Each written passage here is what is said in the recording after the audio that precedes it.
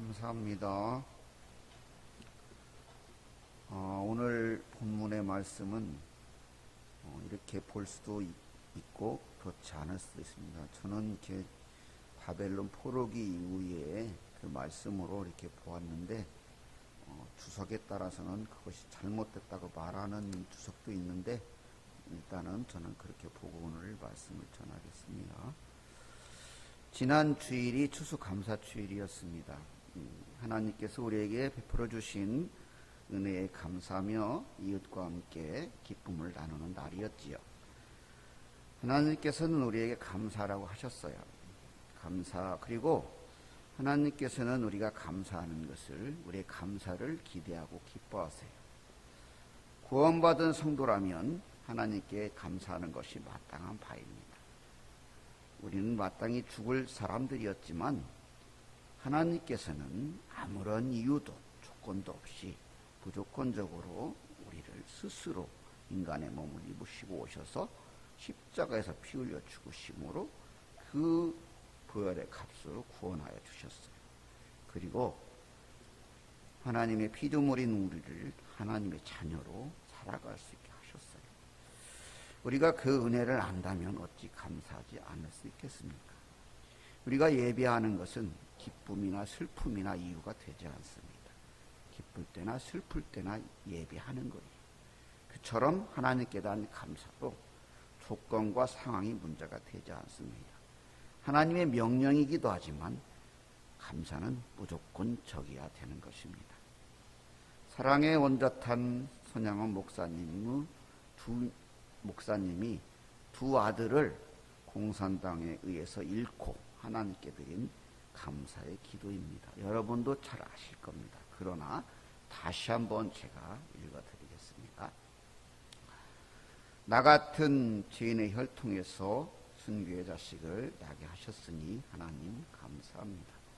허다한 많은 성도 중에서 어찌 이런 보배를 주께서 하필 내게 맡겨주셨는지 주께 감사합니다. 삼남 삼녀 중에서도 가장 아름다운 두 아들을 바치게 하셔서 감사합니다. 하나들 순교도 귀하거든 하물며 두 아들이 함께 순교했으니 더욱 감사합니다.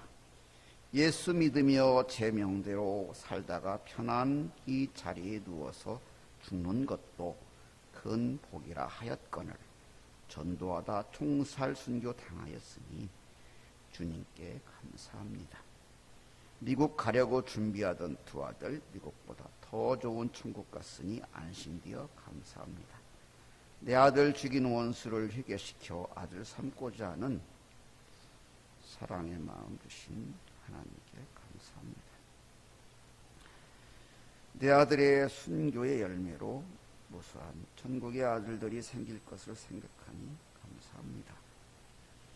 이 같은 역경 중에서도 하나님의 사랑을 깨닫고 하나님의 사랑을 찾는 기쁜 마음, 여유 있는 믿음 주시니 감사합니다.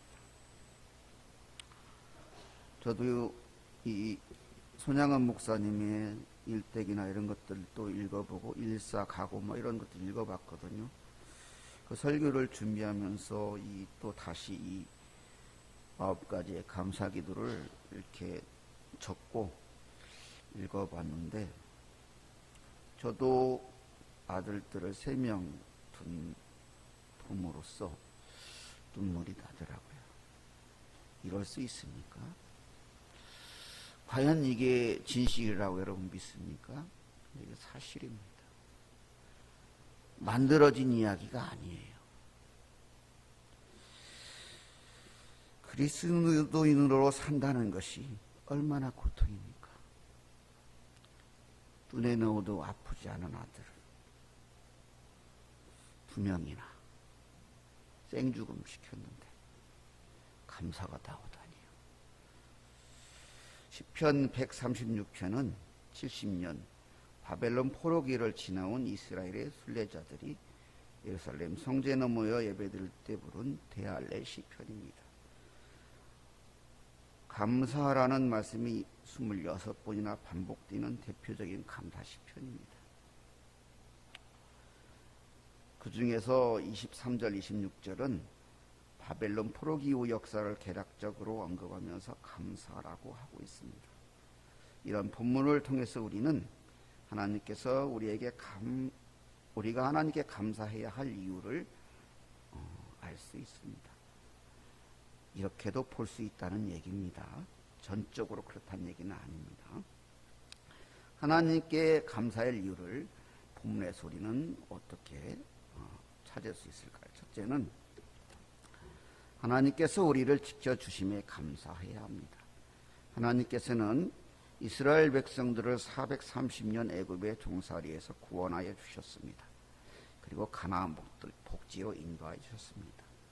여러분, 우리가 성경에서 읽으니까 그냥 그런가 보다 그러는데 역사를 공부해 보면 세계 역사에 이런 일은 있을 수가 없는 일, 전무후무한 일. 430년의 종살이를 했는데 그것에서 해방을 받는다? 성경에나 있는 이야기예요. 그러나 여러분, 그걸 사실로 믿습니까? 사실이에요. 하나님이니까 그럴 수 있는 거예요. 그렇게 된 거예요. 그래서 그 큰 은혜로 이스라엘 백성들은 가나안 땅을 또 점령했어요. 그런데 가나안 땅에서 살다 보니까 너무 잘 살게 되니까 배불러 가지고 우상을 섬기고 하나님 없이도 살 수 있을 것 같아요. 그렇게 됐어요. 그러니까 하나님께서 마음이 아프셔서 어려움도 주고 선지자들을 보내서 야들아 그러지 말아라, 돌아와라, 수도 없이 했어요. 그런데 어떻게 했어요? 끝내 그들은 하나님의 그 에레미야의 눈물 우리가 새벽마다 보잖아요. 그 눈물을 거부했어요. 호세아 아죠? 그 고멜, 그 방탕한 여인. 그래도 참고 또 데려오고 또 데려왔어요. 그래도 결국에는 듣지 않았어요. 하나님은 어떠한 상황에서도 우리가 어떠했든지 이스라엘 백성들의 상황과 조건에 구애되지 않고 끝까지 신실하게 약속을 지키고 사랑하셨어요. 그러나 당신의 백성을 삼겠다고 그렇게 은혜를 베풀고 인내하며 이끌어준 이스라엘 백성들은 끝내 하나님의 은혜를 쳐버렸어요. 그래서 주전 587년 히스기야 11년 하나님의 백성이라는 유다가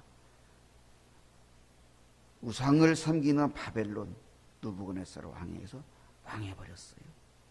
그리고 백성들은 왕은 두 눈이 뽑히고 백성들은 포로로 끌려갔어요. 3번에 걸쳐서.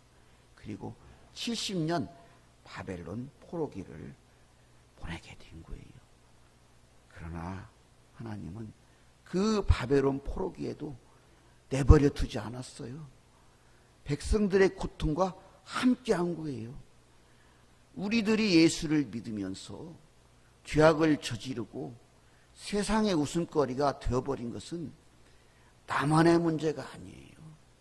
하나님이 슬퍼하세요. 하나님이 아파하세요. 그래서 하나님은 바벨론 포로기 70년 동안 눈동자같이 그들을 지키시고 그 70년이 그냥 70년이 아니었어요. 우리가 지금 보고 있는 이 성경이 그때 이루어졌어요. 완전하게. 하나님께서 주시는 고난에, 하나님께서 하시는 일에는 다 이유가 있어요. 그리고 결국에는 하나님의 구속의 경륜을 이루고 하나님의 뜻을 이루는 거예요. 본문의 기자는 바벨론 포로기를 지내오고 나서 돌이켜 보니까 하나님의 은혜인 걸 아는 거예요. 그래서 23절, 24절 이렇게 고백하잖아요. 우리를 비천한 가운데에서도 기억해 주신 이에게 감사하라. 그 인자하심이 영원하미로다. 우리를 우리의 대적에게서 건지신 이에게 감사하라. 그 인자하심이 영원하미로다. 대적에게서 누가 건져냈다고요? 하나님이 건져주신다. 그들이 잘나서 그들이 힘으로 바벨론 포로기를 헤쳐나온 게 아니고 그 고레스가 보냈나요? 정확히 제가 생각이 잘 안 나는데 그 왕이 보내준 게 아니고 하나님이 그렇게 하셨다는 거예요. 그 사람을 통해서. 우리는 많은 문제들을 볼 때, 일들을 볼 때 어떻게 해석하는가가 중요해요. 하나님의 눈으로 해석해야 감사가 나오는 거예요. 방금 전에 우리가 예화로 봤던 손양원 목사님의 이야기를요, 읽으면서 곰곰이 생각해 보면 그럴 수 있겠구나. 왜냐면요, 개망나니 같은 자식 예수 안 믿고 죽으면요, 그 속이 속입니까? 좀 못나더라도 예수 믿고 천국 가면은 그래도 속이 편하죠. 돌이켜 보면 그럴 수도 있어요. 똑같은 상황, 사건을 어떻게 하는가에 따라, 해석하는가에 따라서 감사가 나오고 불평이 나오는 거예요. 지금 이스라엘 백성들은 70년 바벨론 포로기를 보내고 나왔다니까요. 우리 어르신들 36년 일제를 보내봤잖아요. 감사가 나오겠어요? 그런 상황에서? 그것도 2배나 70년인데. 그러나 믿음의 사람들은 감사가 나오는 거예요. 지켜주셨기 때문에 자기들이 있는 걸 아는 거예요. 여러분 지금 이 자리에 있는 것이 오늘 예배 드리니까 그냥 있는 겁니까? 저는 아니에요. 제가 지난주에 이렇게 말하니까 그렇게 말한다고 그러지 마세요. 아침에 출근을 하다가 말도 안 되는 상황을 겪었어요. 상상수보다는 일을 겪었는데 저의 운전 실력으로는 불가능한 그런 상황에서 안전하게 회사를 출근했어요. 근데 오늘사 감사헌금을 했어요. 준비를 하다 보니까 그때 일이 생각이 나는 거예요. 그게 그냥 우연입니까? 저는 우연이 아니었어요. 어찌 합니까? 내가 거기서 갈 수도 있잖아요. 그런 상황이었으니까. 하나님이 지켜주셔서 지금 여러분 무사하신 것입니다. 우리가 살아가는 지금의 세상은 하나님이 손을 놓는 그 순간 우리 집에, 우리 지붕에, 나의 앞일에 무슨 일이 생길지 모르는 거예요. 지금 이스라엘은 정말 가망이 없는 바벨론 포로기에서 살아남았어요. 지켜주셨기 때문에, 그걸 알기 때문에 감사하는 거예요. 그럼 우리는 우리를 지켜주신 하나님께 감사해야 하겠습니다. 두 번째로 양식을 주심에 감사하고 있어요. 감사해야 합니다. 본문 25절은 모든 육체에게 먹을 것을 주신 이에게 감사라고 말합니다. 하나님께서는 출애굽한 이스라엘이 가나안 땅에서 양식이 없어서 굶주리고 있을 때 만나와 메추라기로 40년을 먹였어요. 성경에 뭐라고 했었냐면 신발도 의복도 헤어지지 않았다고. 그런 일이 있을 수 있습니까? 신발도 의복도 헤어지지 않았다. 그러면 반대로 생각을 해봅시다. 광야에서 신발도 의복도 헤어졌다면 해결할 방법이 있습니까? 없지요. 사실인 거예요. 우리는 성경을 볼 때 돌이켜 생각해 보면 사실인 거예요. 어디 가서 옷을 구하고 신발을 구합니까? 광야에서. 그것도 종살이에서 나온 사람들이. 사실로 받아들이세요. 사실입니다. 사실이에요. 그러니까 만나에 배출하기도 사실입니다. 40년 동안 하나님은 너희들을 살게 하는 것, 사는 것은 하나님께 있다는 것을 가르쳐 준 거예요. 우리도 그렇지 않습니까? 우리들이 노력했기 때문에 똑똑하고 잘나서 잘 먹고 잘 사고 있는 것입니까? 사람들은 말하고 있습니다. 대한민국은 단군 이래 최대로 번영을 누리고 있다. 그러면 여러분 여기서 끝낼 것입니까? 단군 이래의 최대의 번영인가 여기서 뒷걸음 치실 것입니까? 아니죠.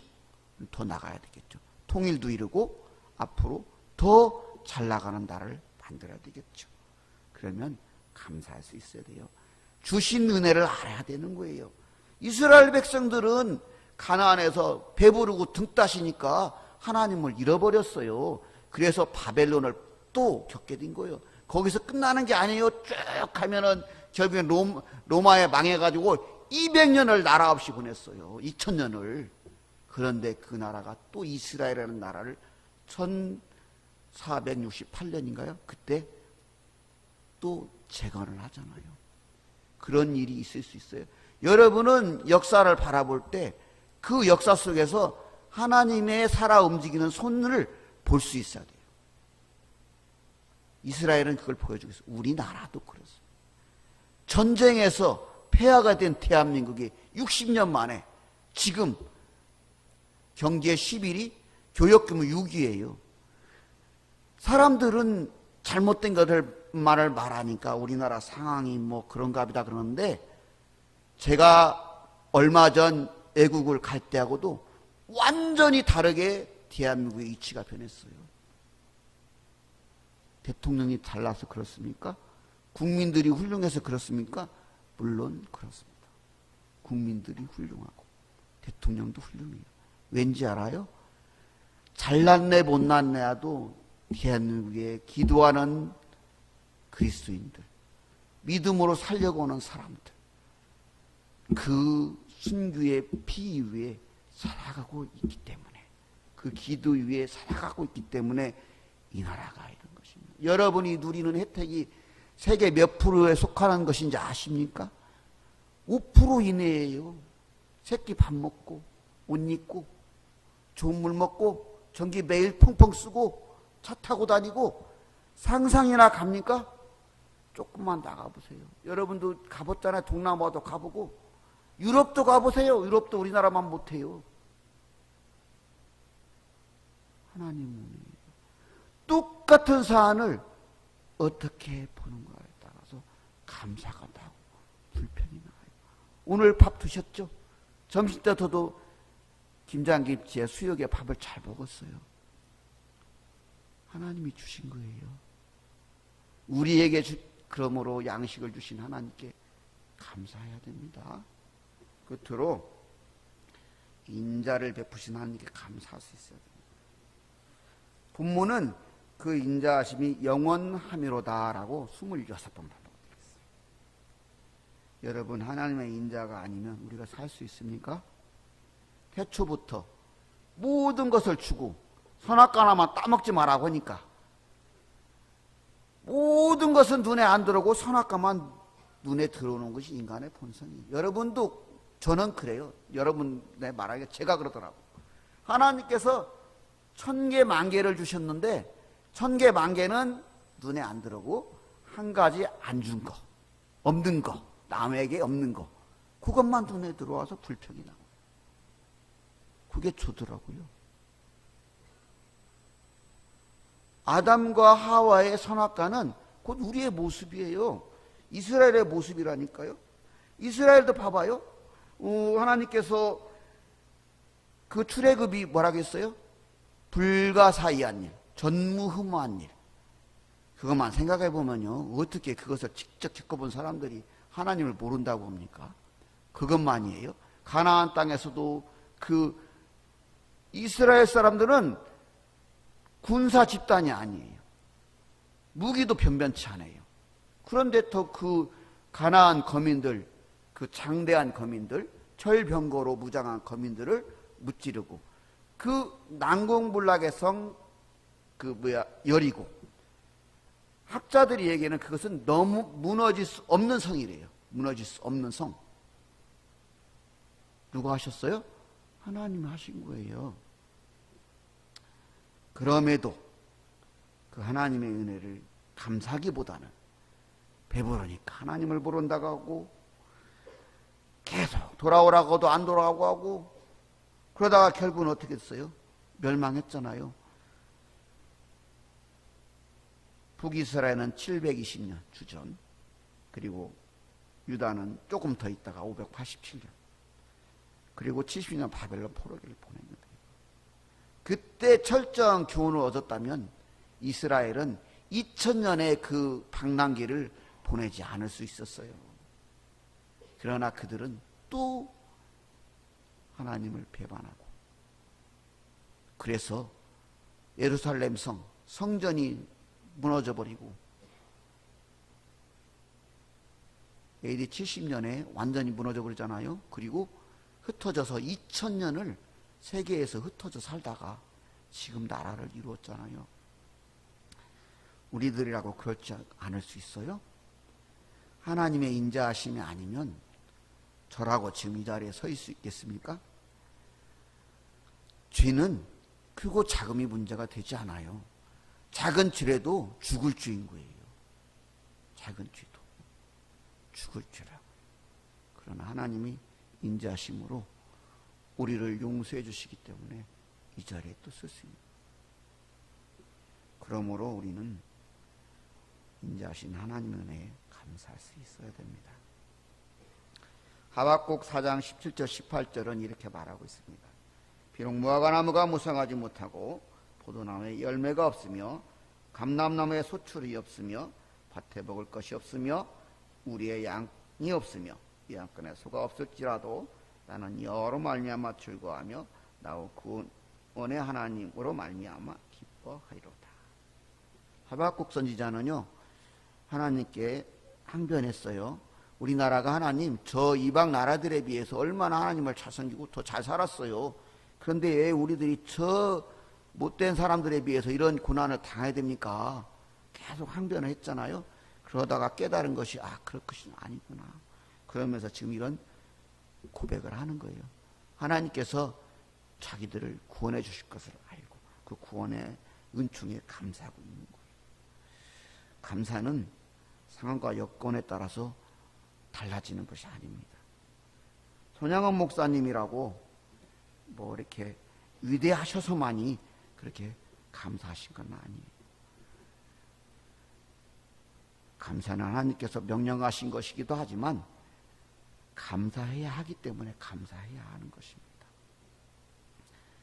감사하는 사람에게 감사하는 일들이 많아지고 감사로 인해서 문제가 해결되고 어려움에서 헤쳐나갈 수 있습니다.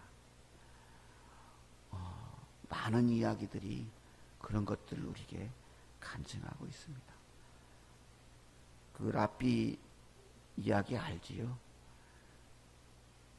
랍비가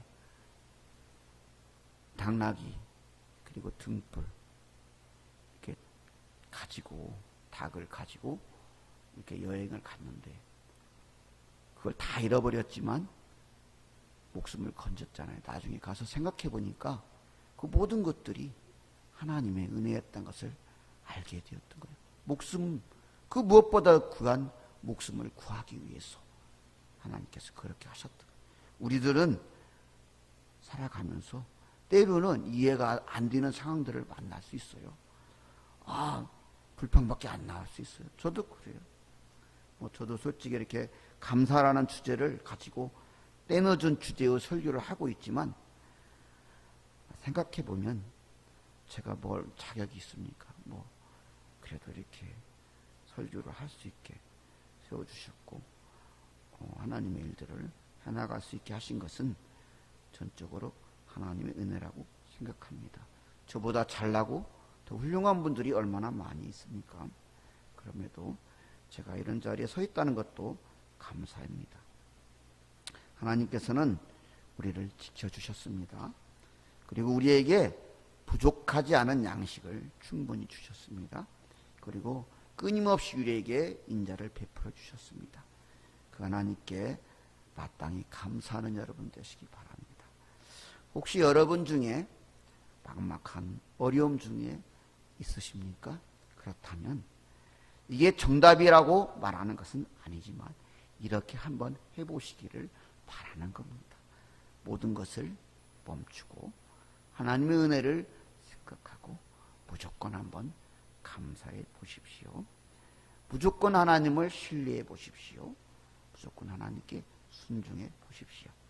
그럴 때 그 감사하는 그 일로 인해서 하나님께서 문제를 해결해 주시고 감사에 따르는 그 은혜의 복을 누리게 하실 것입니다.